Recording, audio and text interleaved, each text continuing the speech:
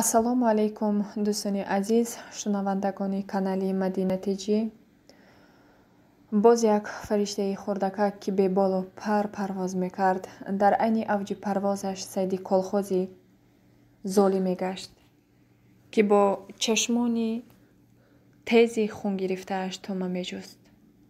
дар рӯзи равшан як марди номард, ки ҳатто шайтон ҳам баъди ин амали разилона барояш туф хоҳад кард, духтарчаи хурдсолеро зоран ба хонааш бурда, мисли рӯфайдои ноком аввал таҷовуз намуда, баъдан ба қатл расонидааст.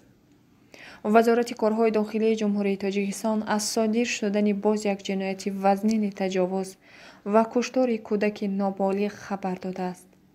тавре ки манба мегӯяд, ин ҳодисаи нангин санаи 16 август тахминан соатҳои 14:00 дар рӯзи равшан дар ҷамоати деҳоти ҳилолии ноҳияи Хуросон сар зада, як марди касифи 45-сола дар ҳолати сархушиву мастӣ духтарчаи 9-солаеро зоран ба манзили истиқоматиаш бурда, бо роҳи таҳдиду зӯрӣ 2 маротиба ба номусаш таҷовуз намудааст.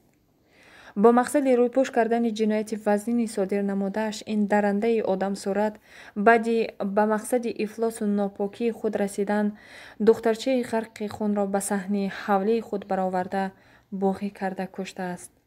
ба иттилои вазорати корҳои дохилии Тоҷикистон, ин марди разил ба даст афтода, бо моддаи 104 қисми 2 ва 138 қисми 3 кодекси ҷиноятии Тоҷикистон нисбаташ парвандаи ҷиноӣ оғоз карда шудааст ва тафтишоти ин қазия идома дорад.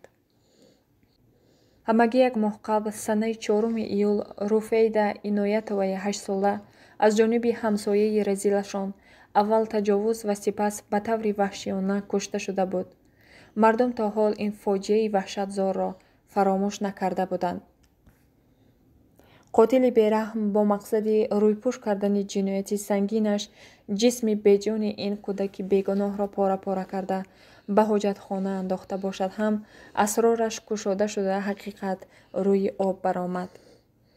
қотилон ҷазо мегиранд, аммо он захми хуншор ва доғи ҷигарсӯзе, ки дар дили падару модар, хоҳару бародар ва хишу ақрабои қурбонёни хурдакак баъди чунин фоҷиаи талхи қисматсӯз пайдо мешавад, абадан боқӣ монда, ҳеҷ гоҳ ба ягон доруву дармон шифо нахоҳад ёфт.